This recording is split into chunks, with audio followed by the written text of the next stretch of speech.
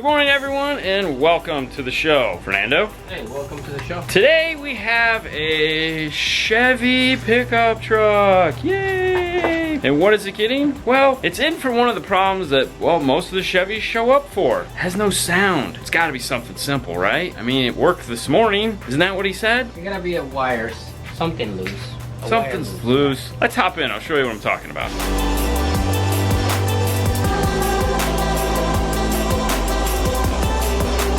So thank God Chevrolet hasn't figured out how to make good speakers, because they just fall apart. It's really funny. You could leave in the morning to go to work or the office or whatever it is, you have sound. Come out that night, you got no sound. And you're like, why? What happened? We got noise, and that's coming out of the rear speakers only. There's nothing coming out of those. Here's where it gets real fun. The radio's on. I have no way to go in and check my balance and fader or anything like that. It's just, it's dead. And it's making a weird noise coming out of the dash. It sounds like the air conditioner, but the air conditioner is not. In this car, we got a couple problems that are happening. One, we have no sound coming out of the front doors. And two, the display on the radio no longer works. What to do? The easiest solution, replace the front speakers and replace the radio. What if it's the radio that's bad and not the speakers? Well, fortunately, we've done enough of these to know that the speakers are bad, but what if you haven't and you don't know? The simplest thing to do first would be start with the biggest problem. In this case, the radio. The display is dead. There is no display fuse, it's just a dead circuit board. It's not like on the back of the radio there's like 6 fuses, accessory, constant 12 volts, illumination, stuff like that. It's not there. That means we're gonna pull the radio out first and see if in fact the speakers are blown. There could be something severely wrong with the radio, and that would be the simplest place to start. I'm gonna pop the radio out and we'll show you what to do next. In case you have this vehicle, let me show you how to get this radio out. Put your steering wheel down, put your keys in the ignition, put your gear all the way down. Start over here on the driver's side, grab the dash up here at the top, and then work your way around, going very slowly, because my guess, just like your dash, is cracked, just like this one. Work your way up underneath, wiggle it a little bit, and lift it up just like this. There's 3 7mm screws holding the radio in place. Pull those and the radio will come right out. Unplug the radio once you have it unscrewed. The next step is to actually test the sound of the speakers. If you have an aftermarket harness that you can plug in, that makes things so much easier. If not, do a internet search of some kind to find the speaker wire colors and or probe the wires with a digital multimeter. GM in this particular vehicle has used the same color wires for a very long period of time. We know that driver's door is going to be tan and gray. The rear is going to be brown and yellow. This is going to be dark blue and light blue, and this is going to be green and dark green. What we want to do is take a tone generator, go to our pairs, and see if we get tones on the front speakers. And we get no sound coming out of that one. That would be the rear. We get no sound out of the greens, but we get the rears. Just like the radio was playing just the rears, they tone just the rears. Now there was one other thing in this car. Okay, if you have this car and it has manual windows, you're not gonna have the premium amplifier in it. However, some of you are gonna have the premium amplifier in it. Obviously you're gonna power windows, and there'll be a tweeter located right here. If you have that vehicle, behind the glove box right here is going to be an amplifier that you can check as well. Now that we know that the speakers are blown, the radio's garbage, it's time to figure out what we want to do. There's a couple websites where you can check to figure out what size speakers you have. Pioneer has one. You can type in your make, model, and year, and it'll tell you what size speakers you can use to put in your car. Crutchfield already has one. Crutchfield is going to tell you can't put a double din in here. And guess what? They're going to be wrong. You can. This calls for 6.5s in the front door and 4x6s in the rear door. Let's see what Paul has sold him. For the rear door, we have a set of Kicker KSC 460 4x6s, and for the front door, we have a set of KSC S650 6.5. So we have 2 sets of kickers to go in there. We've also gone to the website pack-audio.com and found out we're going to need a 422 kit, which is going to give us the double din. We have 2 different USB adapters that we're going to put in depending on which one we feel works better. He leaves it up to us. If we're going to drill a hole, we're going to use the USB DMA1. If we're going to replace a cigarette lighter, we're going to use the USB aux 3. I can tell you right right now. We're not going to be using this one because we are going to be drilling a hole. An antenna adapter, which is a GM4, and then we have the smart harness that we're going to be using, which is the low cost or LCGM24. The reason why we need this is this requires a smart harness, meaning behind the radio, if we take a digital multimeter, we'll find out there is no accessory wire that turns on and off with the key. Correct, Fernando? Correct. We need that smart harness in order to generate the accessory power to turn on the radio with the key. Depending on how much information you need it to do, for example, if you're going to add a backup camera or something with CarPlay or steering wheel controls, you will need a more advanced version. The LCs are base model. They have one feature and that's it, accessory. If you need illumination or steering wheel controls, you're going to jump up to an RP4 or an RP5 or an iData or something like that that has those features built into it. We do have several videos talking about how to find the right parts for your car. I suggest checking one of those out. We are going to have to figure out what kind of adapters we're going to need because we know that these speakers aren't just going to magically pop into these holes in the door. Let's get the door panels off and the rear panels off and figure that out. Fernando's going to start over here with the driver's side front. I'm going to start over there with the passenger side rear, and we'll meet in the middle.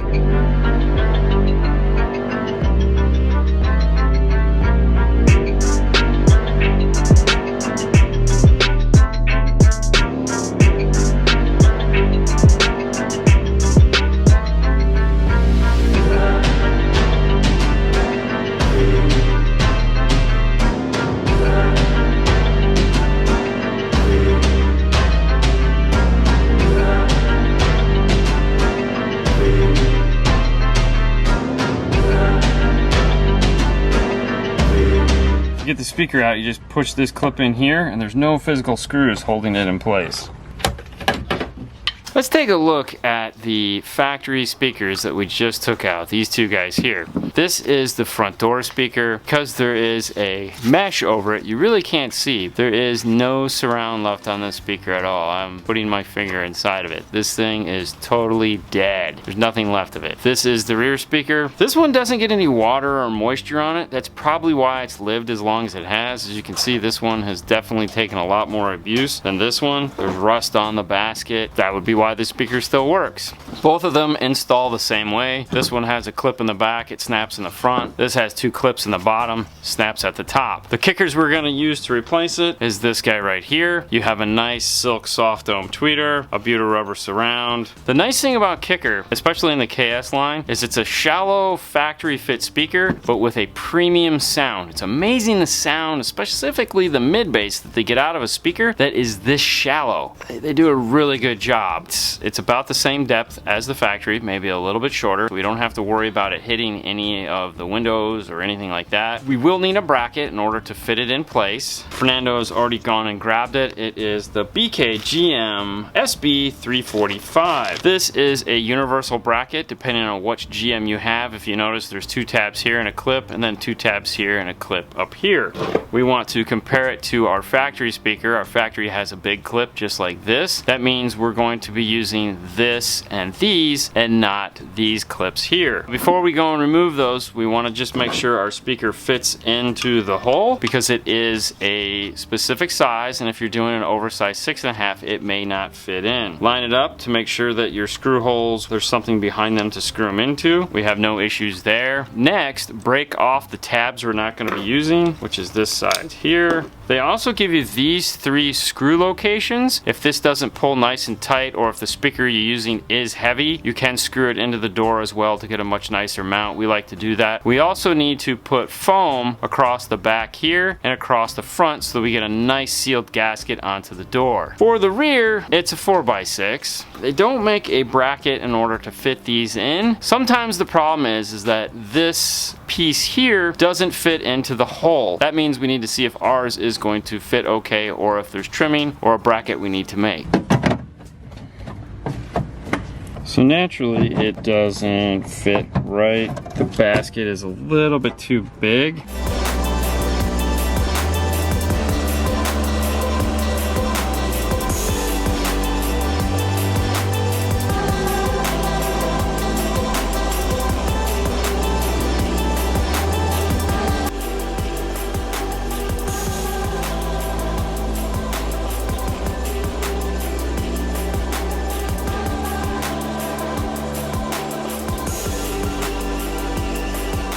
Well, good morning everyone and welcome to the show. For those of you that caught part 1 of this, you might have noticed that, well, we've done this video before. Sorry. So now you're getting the extended cut version of it, and this is part 2. I forgot to click that I had already edited it. It's a longer version of it, so hey, bonus. Well, enjoy this bonus re-edit of the Chevy pickup.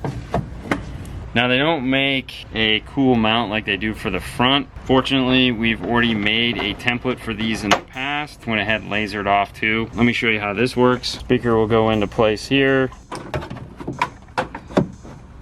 It'll pop back into place. Now it sits nice and flush. That 1/8 inch is all we need. We have 4 screw holes. We can just screw it into place. Before we do that, of course, we will put some foam on it and, you know, wire it up.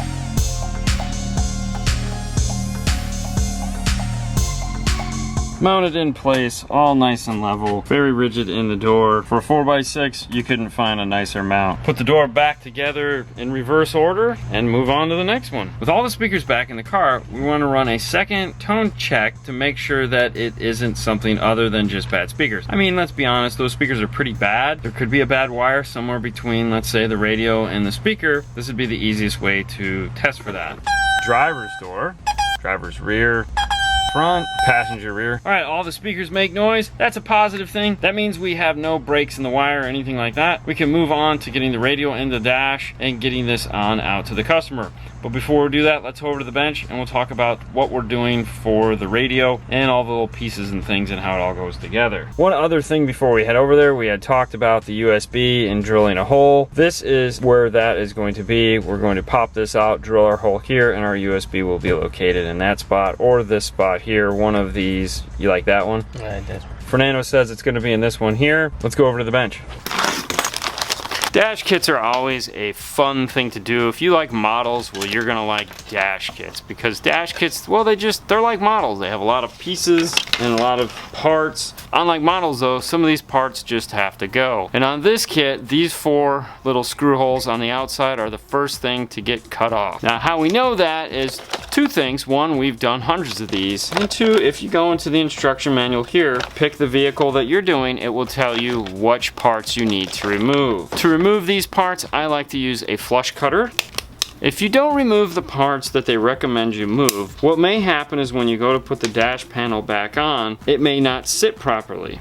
And in the case of this, these would get in the way of the dash properly snapping in. On the sides here, we have a back piece here, 2 far sides here, this funky thing at an angle right here, and then this 1 screw provision right there. We took the dash out, we only took 1 screw out, and it was close to the front of the radio. We turn to the appropriate page that has the instructions. It'll tell us to remove all those oddball pieces and just leave the 1 little piece remaining. To remove those, I like to use some duckbill pliers, give it a slight bend, and they'll pop right off. Repeat the process on the other side. On this side, there was 2 screws, and the one here towards the front has the 2 screws. There is this one little thing right here that needs to be removed. Flush cutters, bye-bye. This kit, I do like the way it snaps together. It has an audible click. Line it up. This is one of the nicest kits as far as snapping goes. Yeah, good job, guys. This goes 2 screws towards the driver's side, 1 screw towards the passenger side. Slide it into place.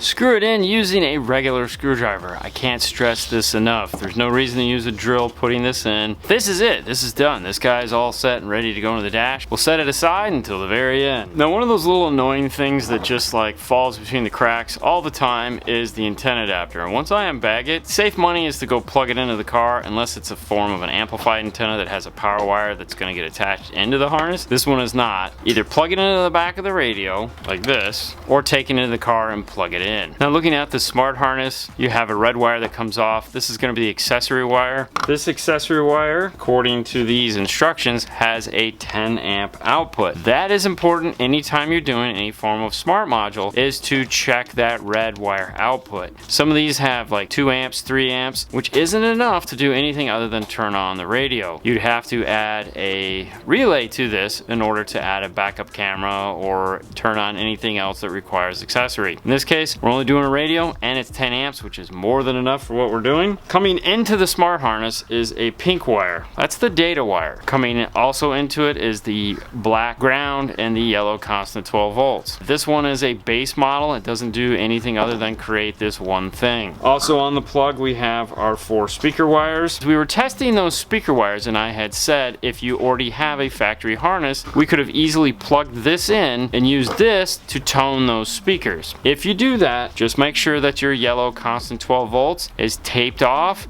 and secure, because if it touches the black ground, bad things will happen and you don't want that. As far as the other wire colors go, they are listed right here, and most of these smart harnesses are going to have a diagram as far as what each color is for. For those of you that aren't into the cool reading thing, you have 4 sets of speaker wires, a solid and a stripe. Stripe is negative, solid is positive. White is drivers, gray is passengers, green is driver's rear, purple is passenger rear. Orange wires are going to be for illumination. Blue wire, solid, is going to be for power antenna. Blue wire with a stripe is going to be for a power antenna or an amplifier turn on. In this case, we have all of those except for the blue with a white stripe. If you're curious as far as what wires are which and whether you need to hook them up, the best way to do that is to plug this into the vehicle and see if there's something on the other side. If there is, more than likely it is going to need to be hooked up. In this case, we have a Pioneer that uses standard wire colorings, meaning they match these wires. Connect the two together, color for color, and you'll be all set and ready to go. The harness all together,